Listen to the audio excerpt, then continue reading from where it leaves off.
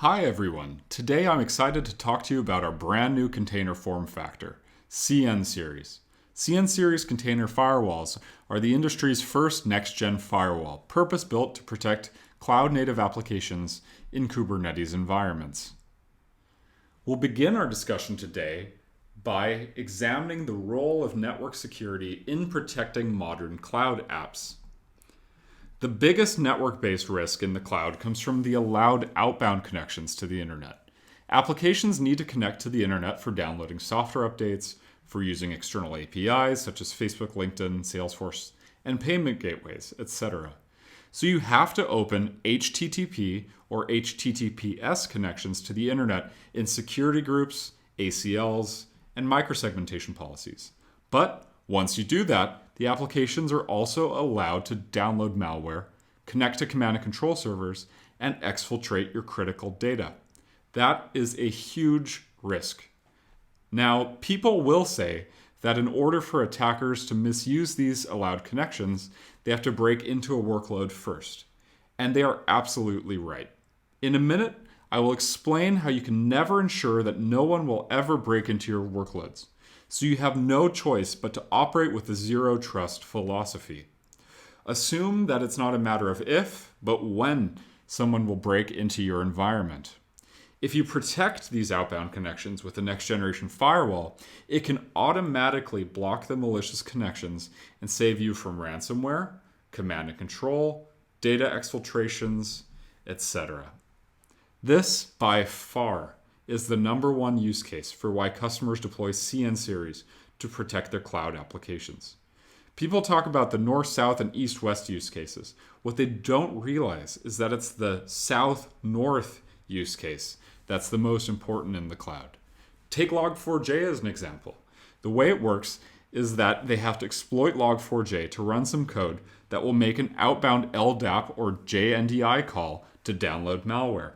If all the outbound connections are protected by a next-generation firewall, and the firewall only allows whitelisted URLs, they will not be able to download the malicious code in the first place. Now, let me tell you why it's impossible for customers to bring down the probability of someone breaking their infrastructure to zero. Attackers exploit vulnerabilities to break in. As an industry, we are all trying to shift security left and patch all the vulnerabilities before the applications go into production. But here are two reasons why enterprise customers can never get to a nirvana state of having no vulnerabilities in their environments. The first is unknown vulnerabilities. Log4j has been in the news for the last 2 months, but it existed for 7 years before it was found and announced as a CVE. I can bet that there are hundreds of such other vulnerabilities out there that are being exploited by attackers, and they are not even documented as CVEs. The second is delays in patching. Even if a vulnerability is announced, it takes enterprise customers weeks or even months to patch it. Why? Because, first of all, everyone has a release cycle to follow, even if it's as quick as 2 weeks. Sometimes you're running third-party software with a vulnerability, and you have to wait for updated software from that vendor before you can patch. Sometimes you can't do it because you're in a production freeze for holidays. Sometimes you can't patch because you have to upgrade a whole bunch of other dependencies. So the applications are always exposed to unknown vulnerabilities, and there's a time window where they're exposed to the known vulnerabilities that could be exploited by attackers to break in. If you have all the inbound connections protected by a next-generation firewall, it can block attackers from exploiting that vulnerability to break in while you work on patching. It buys you time and keeps you secure. A machine learning-powered next-generation firewall is smart enough to even detect some of the unknown vulnerability exploits. This is the second use case, protecting inbound connections from the internet. Note that a lot of customers use a web application firewall for this, or WAF, but it only protects the web traffic, and you need a next-generation firewall to protect non-web applications such as SSH, RDP, MySQL, etc. To follow the true zero trust philosophy, you need to protect inbound connections coming not just from the internet, but also from other applications. Otherwise, you run the risk of someone breaking into the app that's connected to the internet and then spreading laterally to other applications. This is the third use case, protecting east-west or VPC to VPC traffic with a next-generation firewall. Now I'd like to discuss the evolution of application form factors. We started by deploying applications on bare metal servers. This gave rise to virtual machines. And now we're seeing an uptick in the enterprise adoption of containerized applications. And so this begs the question, which is, what is the common factor in these three deployment options? And the answer is that the network is the only constant. It's the same OSI stack and the same protocols, TCP, UDP, DNS, DHCP, etc., that power these three deployment options. So the network is the common denominator that must be protected. Attacks that exploit network connections are cloud and app form factor agnostic. Here are some of the network-based threats that are very relevant to cloud and containers. Log4j, of course, is the most recent one. It's based on Apache, which is one of the most popular software that runs in the cloud and on containers.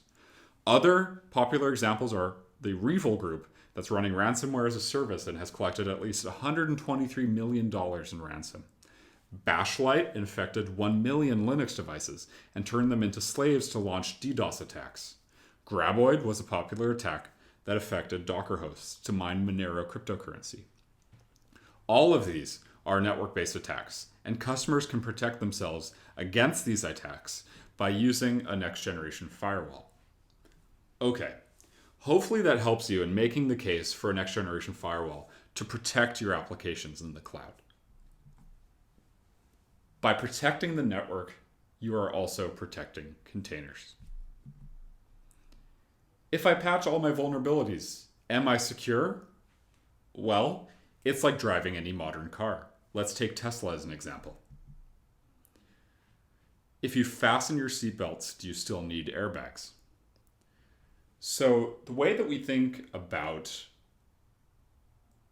network protection and application deploy time protection is as follows. Application deploy time protection is analogous to the security features within your car that engage prior to you getting on the road, such as checking if your seatbelts are fastened, if the doors are locked, the battery status, a maintenance check, and tire pressure. Network protection, on the other hand, is analogous to the security features in your car that activate when you get on the road, which brings up different kinds of threats that are in traffic with you, such as airbags to protect your life, automatic emergency braking, forward collision warning, blind spot collision warning, and lane departure avoidance. It is our view that you need both network protection and application deploy time protection to protect your containerized infrastructure maximally from the risks that we outlined earlier in this presentation. So what is needed to protect cloud workloads? We've designed this pyramid, which is inspired by Maslow's hierarchy of needs, to convey the different levels of container network security.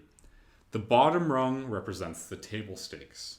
The middle rung will help you determine if you've been compromised, and the highest is all about the prevention of network-based attacks. And so the pyramid really marks an evolution in the maturity of your containerized environment from a security perspective. So at the bottom, we have image vulnerability and compliance management, orchestrator security, application control and allow listing, web application and API security, microsegmentation, and next-gen firewall. And so this again highlights why you need both network protection and application deploy time protection in order to maximally cover your environment against network-based attacks. So now that we've explored the risks associated with deploying containerized applications in the cloud, I'd like to shift gears to the ABCs of containerized firewalls. And we'll open with the following quote by Gartner, which is that by 2022, more than 75% of global organizations will be running containerized applications in production, which is up from less than 30% today. Cloud native adoption is on the rise. If you haven't already started thinking about the impact of containers on your network security posture, Now's a good time to start. Gartner predicts that in the next 3 years, the vast majority of organizations will be running multiple containerized apps in production. This begs the question, which is how do we best go about protecting these containerized applications? At this point, you may be asking yourself, but what about virtual firewalls? Can't they be deployed at the edge of the container environment for visibility and control? You'd be right. Virtual firewalls, or even hardware firewalls, could technically be deployed at the edge of container environments. But the fact that they're deployed outside the environment means that their visibility and control is limited in some crucial ways. The biggest gap is that a firewall outside a cluster cannot determine the specific source of traffic in the container environment. To understand this, we need to understand a little bit about how Kubernetes and containers work. In the container cluster on this slide, you can see that there are two applications deployed: ordering and payments. The little hexagons represent pods. You can think of pods as components of an application. The red pods are all components of the payments app, and the green pods are part of the ordering app. A node is a worker machine, a VM or a physical machine which contains services to run the pods. Now, due to the way Kubernetes works, it is entirely possible for pods from different applications to leverage the same node to run. And now we get to the visibility problem for a firewall located outside of the cluster. Each pod's IP address is NATed, or network address translated, to the node IP address. A firewall outside of the cluster can only see the node IP address, not the individual pod's IP address. This means that it's impossible for the firewall to resolve whether the traffic originated from the payments app or the ordering app. The more applications deployed in the cluster, the more complicated this gets. I'll give you a real-life example of one of our customers that experienced this challenge. A large digital entertainment company started their foray into cloud-native applications by building a single app in their cluster. Over time, they built additional applications in that same cluster, creating a shared cluster. Finally, they needed to allow one of the apps in the cluster to access a shared database on a physical server that contained PCI data. Of course, they didn't want to give any of the other apps in the cluster access to the PCI database, but they had no way to write an application-level policy given the visibility and enforcement limitations we just outlined. Instead, they could only enforce policies at the cluster level. This meant that the customer's network security team had two options. They could either create a whole new cluster, moving the entire app to the new cluster, provision access to the database from the isolated new cluster, or they could over-provision access between the existing cluster and the database, introducing much more risk and violating the principles of zero trust. It should be mentioned that this visibility challenge isn't the only limitation of other firewall form factors. A firewall located outside the cluster also lacks critical context about the container environment itself. For instance, the firewall has no concept of namespaces, which are a logical construct that help delineate between applications and Kubernetes environments. The namespaces are represented in this diagram by the red and green labels. In an ideal world, a network security engineer could write a policy that specifically allows traffic from the payments application namespace to the database and back. The namespace is the key boundary where most organizations want to enforce Layer 7 network security and advanced threat protection. So it's critical for a firewall to be able to pull this context from the environment. Traditional network security solutions are not designed to provide full protection for modern microservices-based applications. With constant pressures from businesses to move faster, the network security team cannot keep up with agile modern app rollout, and hence leaving these modern applications more vulnerable to cyber attacks. The Palo Alto Networks CN Series containerized firewall is the best-in-class next-generation firewall, purpose-built to secure the Kubernetes environment from network-based attacks.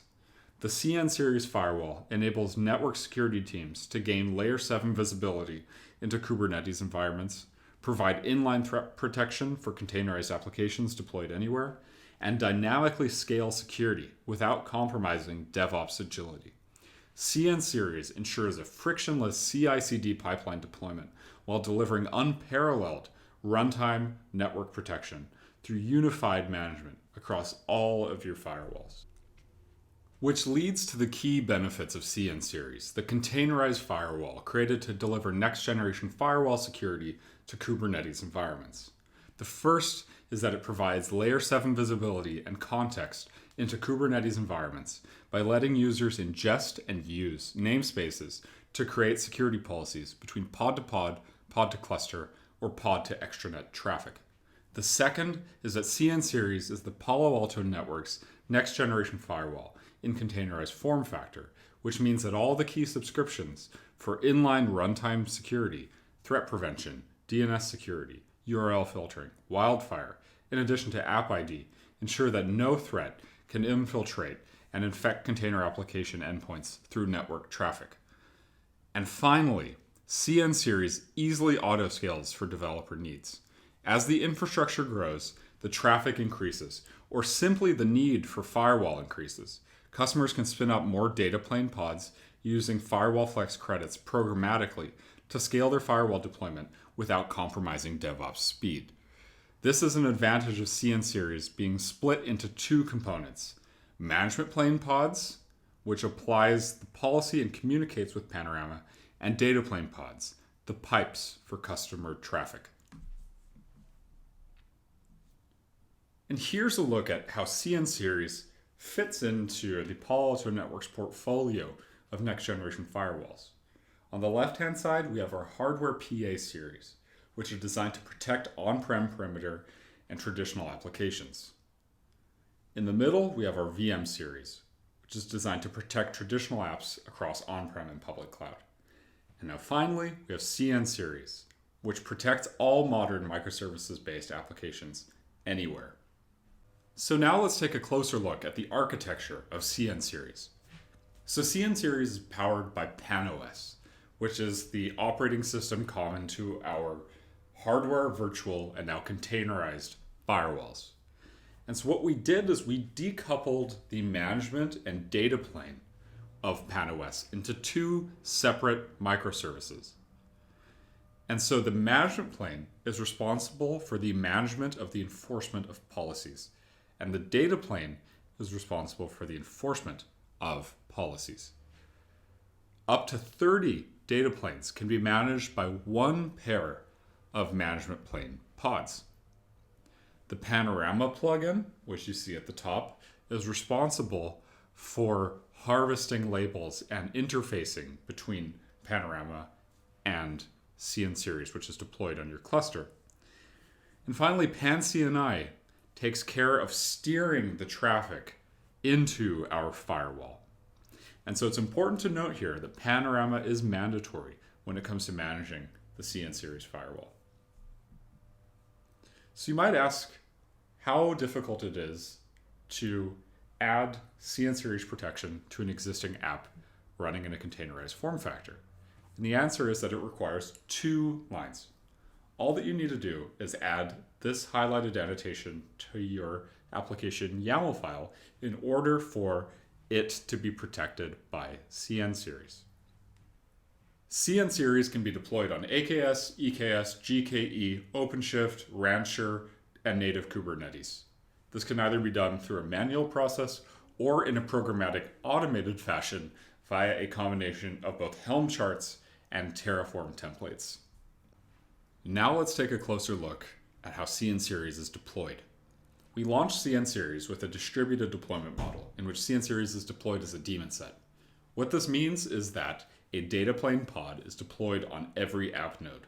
This is particularly good for situations which require low network latency. And it's also more suitable when you have a small number of nodes to secure per environment, such as a branch distributed enterprise. We then followed this up with the launch of clustered deployment, in which CN Series is deployed as a Kubernetes service.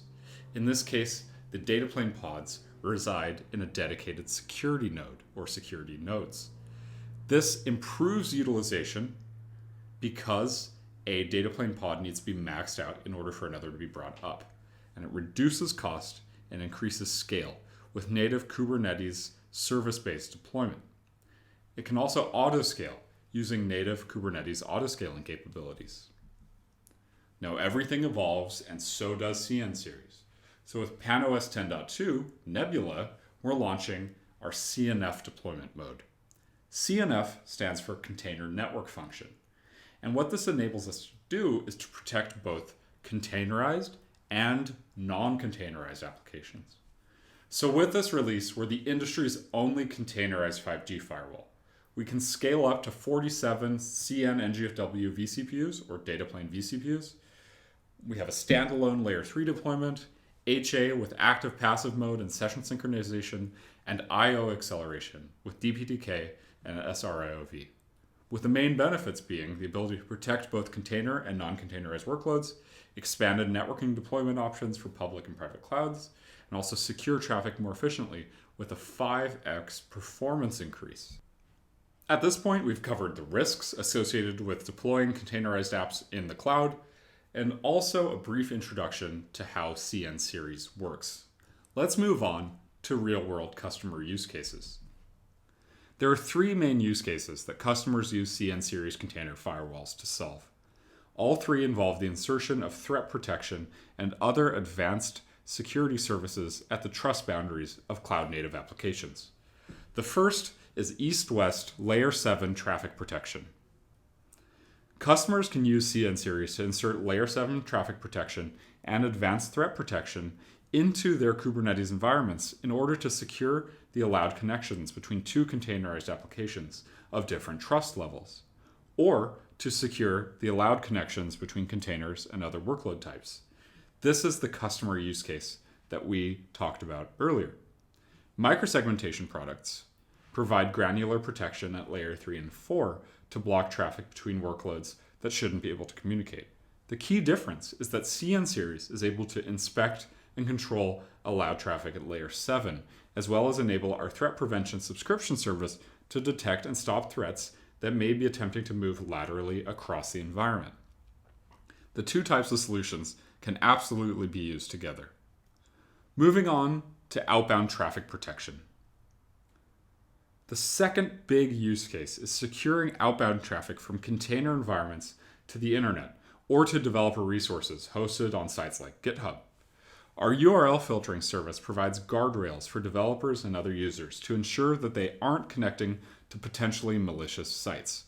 Our firewall's ability to inspect traffic content, coupled with our DNS security services, guard against data exfiltration to make sure our customers' critical information stays in the environment where it belongs.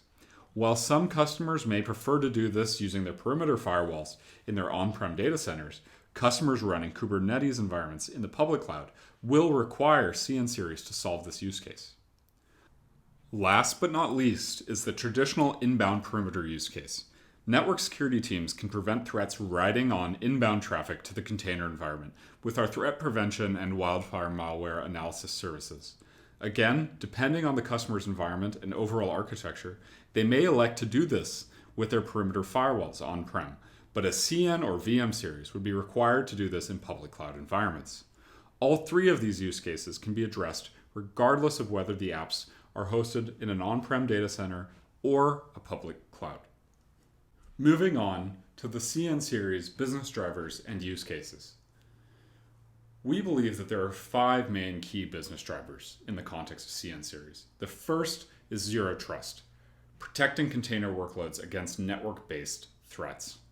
The second is the ability to support secure workload migration and application modernization. The third is consistent security posture to streamline operations. The fourth is regulatory compliance. And the fifth and final key business driver is the ability to optimize total cost of ownership. First up is the east-west traffic use case. So in this case, we have a large healthcare provider in the United States, which is a customer of ours. And the diagram here exemplifies our east-west visibility use case in addition to compliance. So with CN Series, you have the ability to enforce policies within a Kubernetes cluster at a layer 7 level, which means that you can control communication between containerized applications at different trust levels and also between containerized apps and other workloads.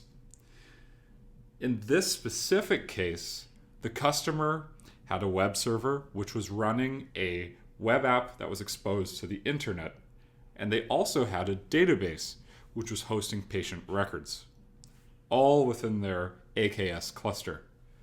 And so to remain HIPAA compliant, what they did was they inserted CN series between the web server and the database to enforce traffic inspection, which enabled them to maintain HIPAA compliance within their Kubernetes architecture.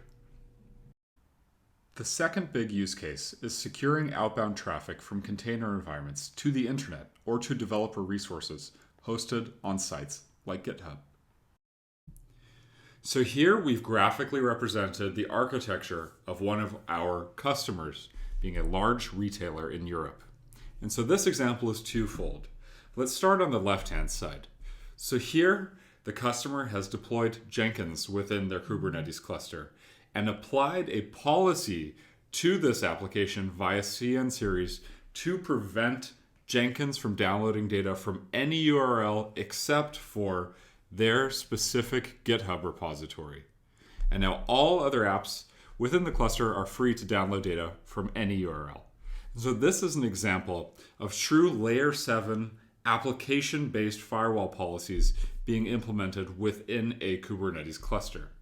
Now on the right-hand side, we can see that the customer has deployed an Nginx app and that they're using CN series to stop connections to command and control servers to prevent crypto mining activities. And this is an example of CN series being used in conjunction with our cloud-delivered security services, specifically URL filtering and DNS security. And so it's imperative to stress here that egress filtering is the #1 use case for our next generation firewall customers in public and private cloud. And so this all becomes relevant in the context of the recent Log4j vulnerability exploit. And so we were protecting our customers from Log4j and its associated command and control server attacks and data exfiltration activities before it was discovered in December 2021 through a combination of CN series and our DNS security and URL filtering subscriptions. And so what this shows is that our CN series containerized firewall, in addition to our cloud-delivered security services, are essential in protecting your Kubernetes workloads from both known and unknown threats. Last but not least is the traditional inbound perimeter use case.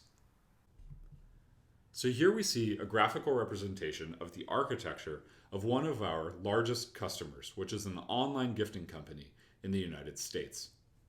The story here is as follows. Prior to CN series, the customer would set up and deploy a Kubernetes cluster for each of their containerized apps. This gave rise to both low resource utilization and high cost. So the customer came to us with the goal of centralizing all of their containerized apps into one Kubernetes cluster.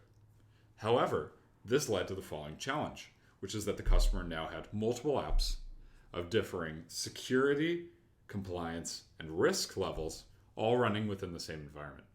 So they needed a solution which would help them to enforce policies of different strictness levels across multiple apps within the same Kubernetes cluster, which is exactly what CN series can do. And this was all further complicated by the fact that this customer was required to remain compliant with PCI. So here's how they did it. This customer deployed CN series within their GKE cluster. And they enforced particularly strict policies on their payment processing application in order to remain compliant with PCI, and less strict policies on their other applications, such as App 1 and App 2. And so this, in combination with our cloud-delivered security services, threat prevention and Wildfire in this case, enabled the customer to be both compliant with PCI, centralize all of their applications in one cluster, and ensure that they were protected both on an inbound and east-west plane. Now we'll introduce a set of principles which we think will help you to answer the following question, which is, what do you need in a container network security solution? In our view, there are really three main pillars of container network security. The first is comprehensive protection, the second is ease of use, and the third is flexibility. So in the context of comprehensive protection, these are the three things that your container network security tool should enable you to do. The first is protect against known and unknown threats, such as Log4j prior to December 2021. The second is enforce Layer 7 policies for multiple apps at different trust, security, and compliance levels within the same cluster. And the third is inspect allowed traffic as part of Zero Trust protection. So you want to ensure that your solution goes beyond the Layer 3, Layer 4 access control list allow deny principles in order to protect allowed traffic within your cluster as part of your Zero Trust protection posture. Moving on to the second pillar. So these are the three things that your container network solution tool should be able to do in the context of ease of use. Firstly, manage policies centrally to protect all apps, users, and devices. Fragmented point products lead to gaps in your security policies and posture that the adversary can exploit. So you want to make sure that your solution can be managed through one single pane of glass. Secondly, deploy using DevOps-friendly tools, as the DevOps team is often the owner of containerized infrastructure. And finally, configure your container network security tool through cloud and on-prem native services. Finally, let's discuss the pillar of flexibility. These are the three things that your container network security solution should enable you to do in the context of flexibility. First is scale alongside your containerized applications. Secondly, reinforce your investment with multi-cloud support. And finally, procure in a way that aligns with your dynamically changing container environment. Now I'll pass the baton over to Raj Patil, who's our Director of Technical Marketing Engineering. He'll show you a real-world demo of CN Series protecting a containerized application from the Log4j network-based attack. Today, I'm going to discuss the Log4j vulnerability and show you some of the best security practices that you can use to prevent such attacks. Let's look at what are some of the common options we have. The first one is about patching. Yes, I do agree that the best is to just patch Log4j, but as we all know, patching is never immediate. And let's say once you're done patching Log4j today, tomorrow there'll be some other exploit that will get disclosed and you will be going through the same drill for months. What about detection? Detection-based solutions will detect the exploit, but again, it's too late in the game. The attackers are already in and they will spread within minutes.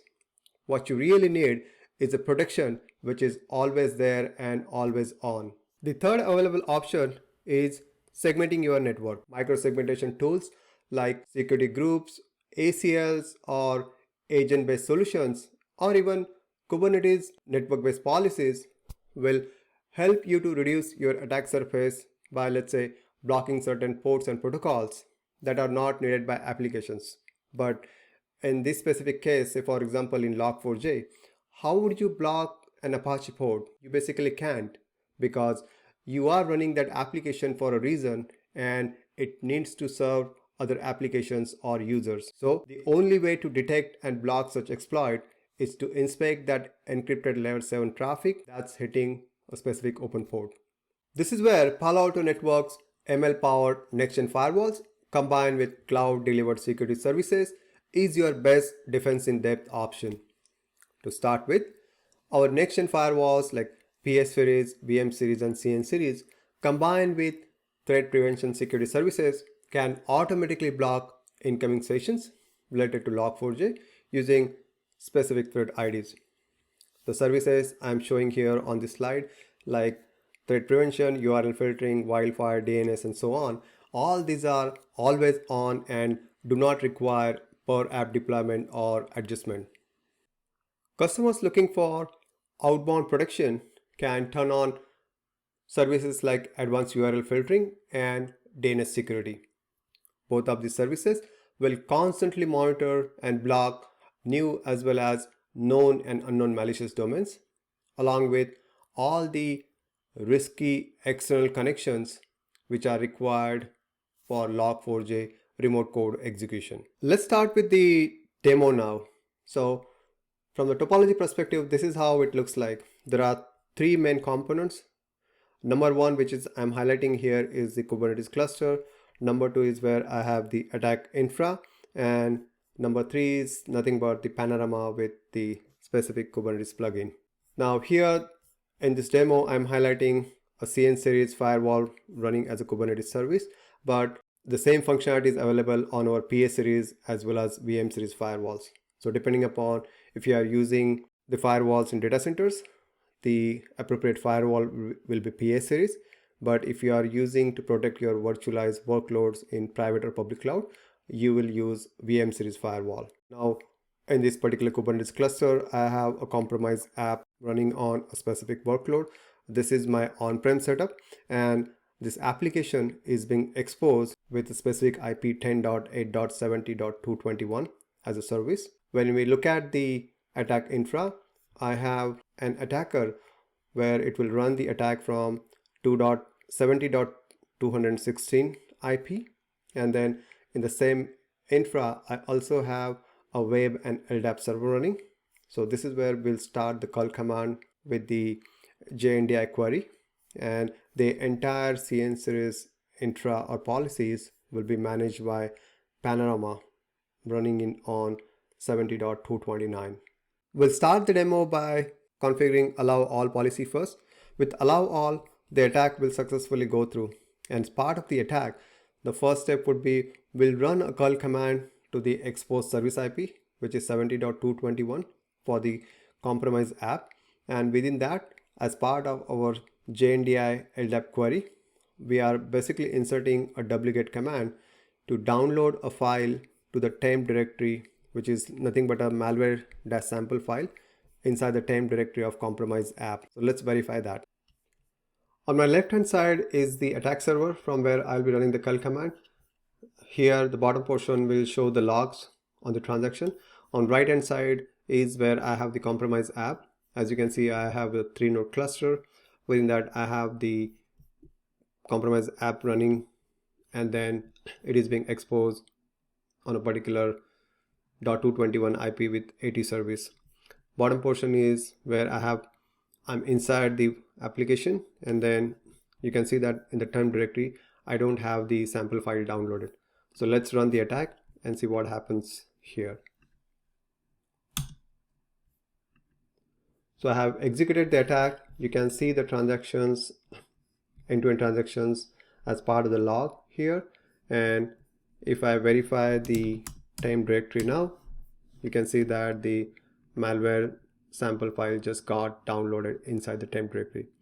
Now let's look at the policy and the traffic log on Panorama. Okay, we are looking at a Panorama, and as you can see that we have CN series being managed by this particular Panorama. If you look at the policy, the only policy that I have turned on is allow all, pretty much allow everything through CN series, and the monitor log shows all the traffic like DNS, LDAP, as well as web browsing, which is allowed through the firewall. Okay, let me now go over our defense in depth approach that I talked about in the beginning. For that, let's look at first the inbound protection. How do you protect all your applications such as Log4j from inbound attacks? And for that, the policy I'm highlighting here, it shows that for the destination, which is Log4j compromised app, I have the services as well as traffic allowed, but when it comes to the protection profile, I have the protection profile configured to strict, as well as I also have wildfire turned on for additional protection. And within the strict profile, if we look at the signatures, you can see that for a specific CV, this is for Log4j, I have the threat IDs as part of that signature, which means that as soon as now we rerun the attack, CN series will look at and it will block that attack at the first step itself. So let's go ahead and run the attack. We are back to our attack infra, and from here, again from the attack server, I'm relaunching the attack. So since this will get blocked, we should not be seeing any logs here at the bottom, and then again the malware.sample. Let me just first delete that, and we'll verify that it doesn't get downloaded again.